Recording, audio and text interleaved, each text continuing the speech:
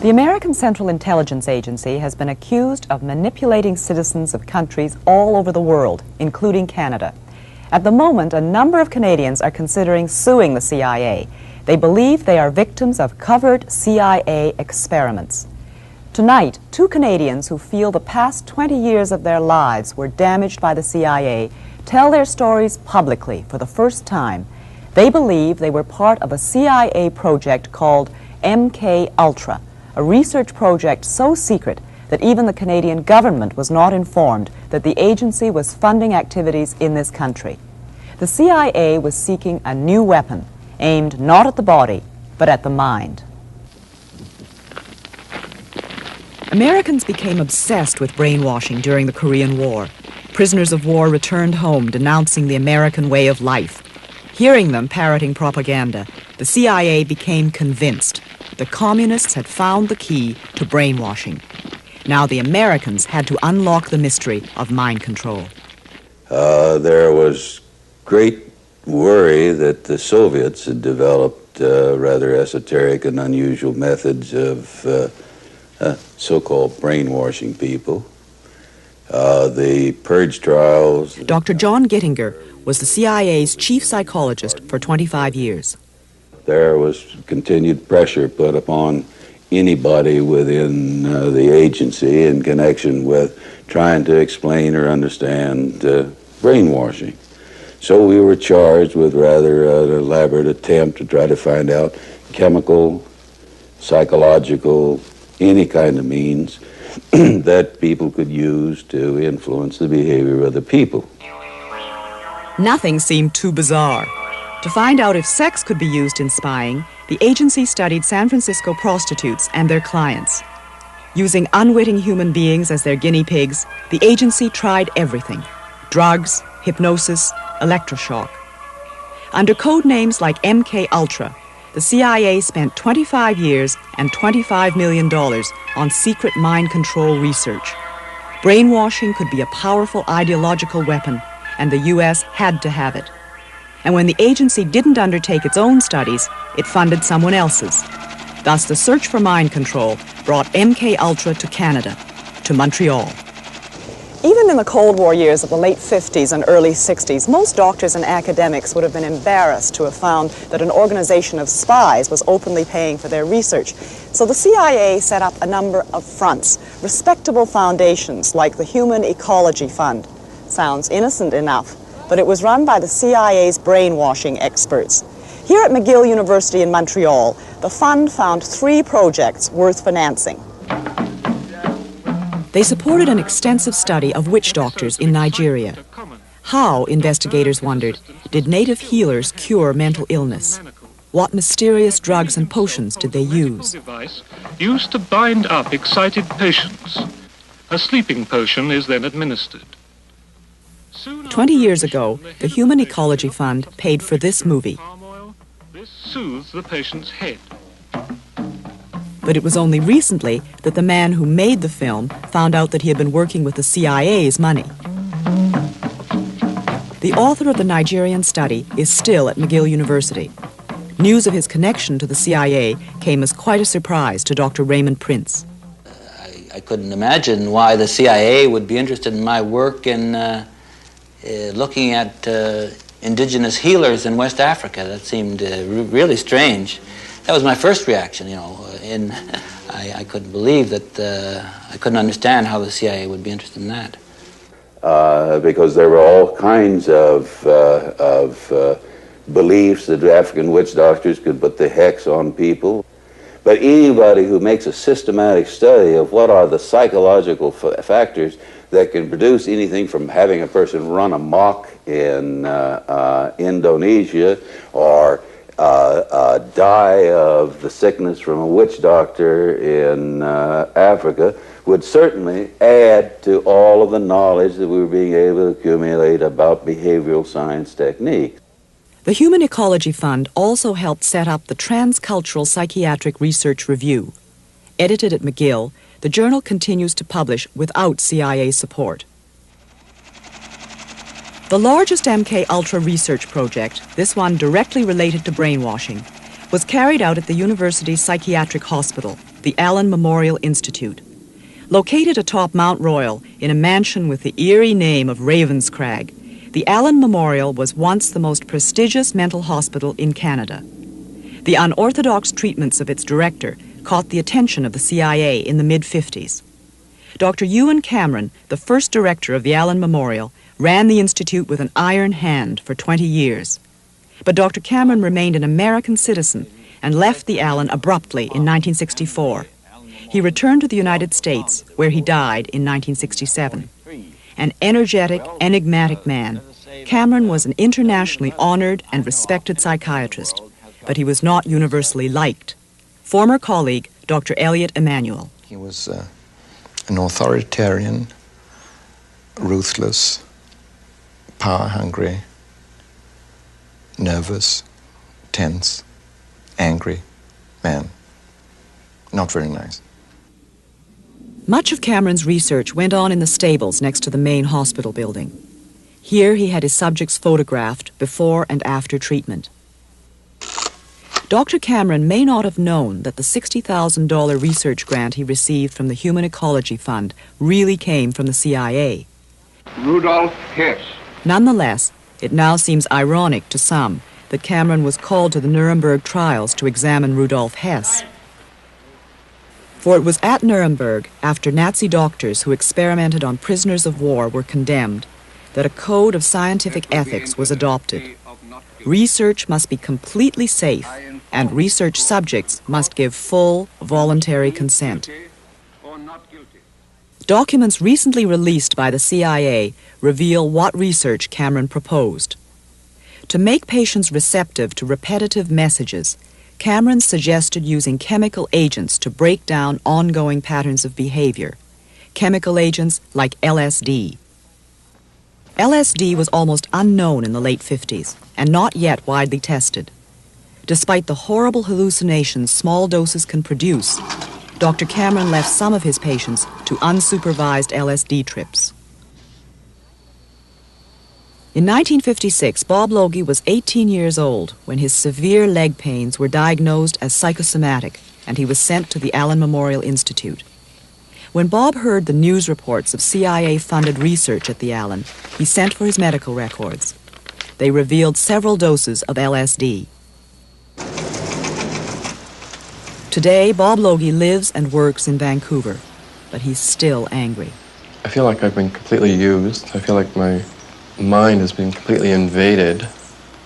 I suppose if guinea pigs had feelings, they'd feel like I do.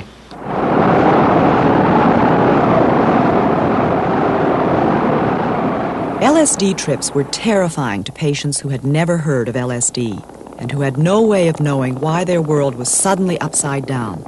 Hallucinations last for hours. Experts say this is what an acid trip would look like if it could be filmed.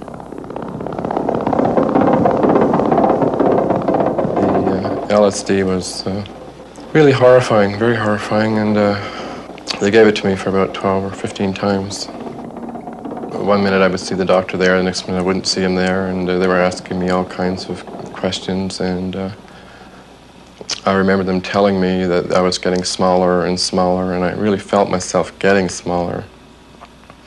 And they were bringing me back in time, way back, you know. At one point I almost felt like I was just about to be born, really, that far back in memory. And they were really probing, asking all kinds of questions, and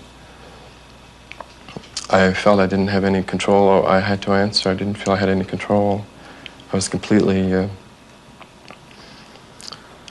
like they had complete control over me.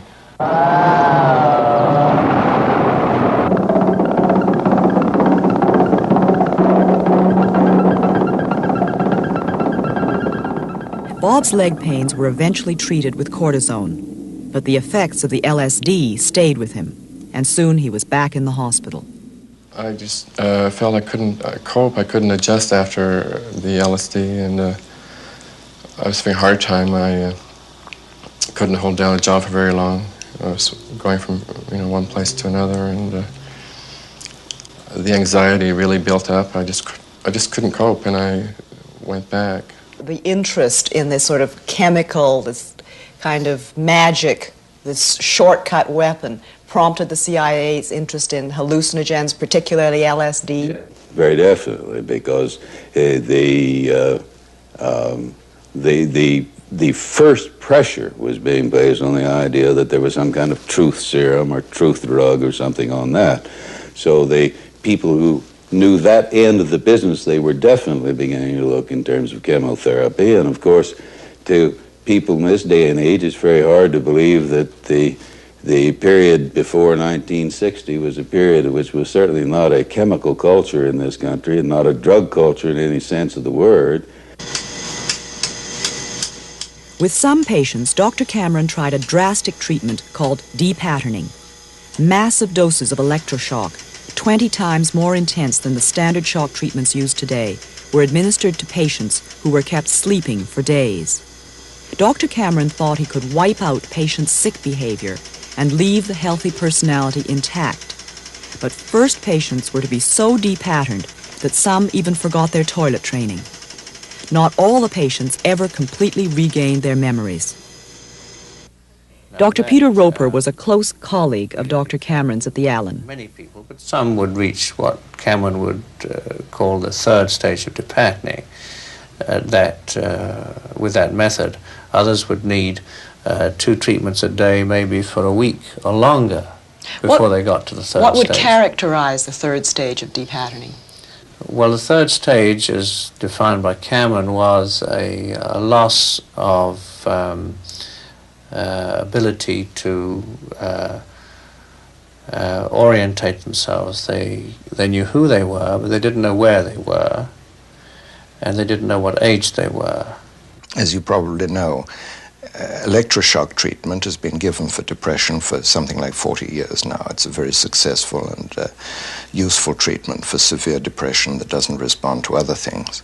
But depatterning is a use of electroshock treatment in a totally different way, in which instead of giving the shocks, say, 2 or 3 times a week, they're given 2 or 3 times a day for 3 or 4 weeks, reducing the patient to a sort of animal, vegetable state, from which it's hoped that they would recover in a more healthy state of mind. It didn't work.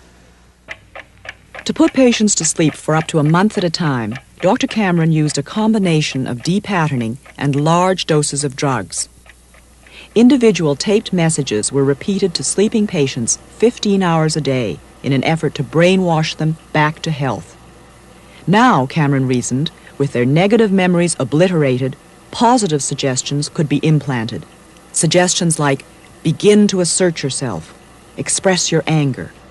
Dr. Cameron called his technique psychic driving. Bob Logie had driving therapy when he returned to the Allen in 1959. I was there for a while, and I thought, I don't want to stay here, and I started to run away from the hospital, and they grabbed me, and then they put me on sleep treatment. And now they kept you asleep for 23 days. And while I was asleep, they were shocking the heck out of me with electric shocks and playing tapes just over and over. I don't know what was on the tapes yet, but we're going to find out what was on the tapes through hypnosis. The CIA was interested in Dr. Cameron's work on psychic driving because it could give them an idea of where the personality could break or be stressed. Those of us who were involved with trying to find out something about brainwashing, yes, this is the reason that we were interested in Dr. Cameron's work. Patients came to the Allen Memorial Institute from all across Canada. Dr. Ewan Cameron, it was said, would give them the best psychiatric care money could buy. But some of the patients had no idea that a lot of their treatment, the LSD, the massive doses of electric shock, the sleep therapy, was highly experimental. When I was in the hospital in '59, my husband, that's when he told me he thought they were killing me, because he said it was every day and there's a special treatment which he doesn't know. I think there was some sleep. I was always asleep. He used to call the hospital. I couldn't have any visitors for 3 weeks, you see. Hilda Bernston was at the Allen Memorial in 1959 as Dr. Cameron's patient. She's convinced that the sleep treatment she received was depatterning. Her memory remains severely damaged. Mrs. Bernstein was an English war bride. She and her Canadian husband went to Montreal in 1945 to raise their family. After a nervous breakdown, she was hospitalized at the Allen. It's 3 weeks that was out of my life as far as I'm concerned, because I can't remember anything about it. I didn't know my husband and my children, my brother-in-law and his wife. And my sister-in-law at that time, when she saw me, she cried. My brother-in-law told me this when she saw me. She's a registered nurse too, and she said she'd never seen such a change in a person in 3 weeks. But I looked really dreadful. I still can't remember my aunt being with us. I look at the pictures that we took when she was here. We took her to the New York, and we were at the museum there. I look at the pictures, and I still can't remember her being with us. And she was with me for 3 months. And this aunt was my mother's sister, who was very near and dear to me. Dr. Emanuel thinks Cameron's use of extensive electroshock, depatterning, was somewhat unethical. The quantity, the frequency, the intensity, and the sort of animal state to which it reduced the patients. What you're really saying is that the doctor knows that by doing it that much to somebody, there's going to be an effect? Is that... Indeed. And with little promise of cure. Hope, but as it turned out, it wasn't, and it didn't become an accepted psychiatric treatment. So many patients were left with some amnesia after depatterning that the Allens stopped the treatment when you and Cameron left. Under the new director, Cameron's disciples would come to regret their enthusiastic use of depatterning. Dr. Peter Roper left the Allen Memorial in 1967. What were the circumstances of your leaving the Allen?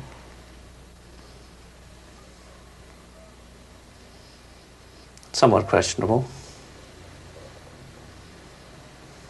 In what way?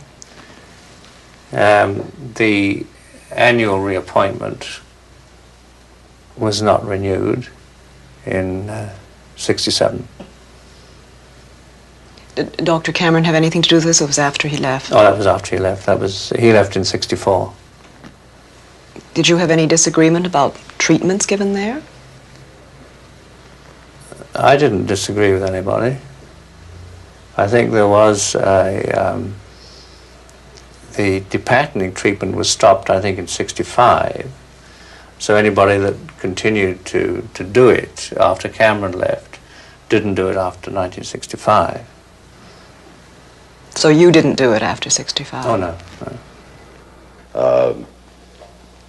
I certainly know that an intelligent, ethical scientist today would not do an awful lot of things that an ethical scientist would do in those days. How do you now feel about the use of involuntary subjects for CIA experiments or CIA-funded agency experiments?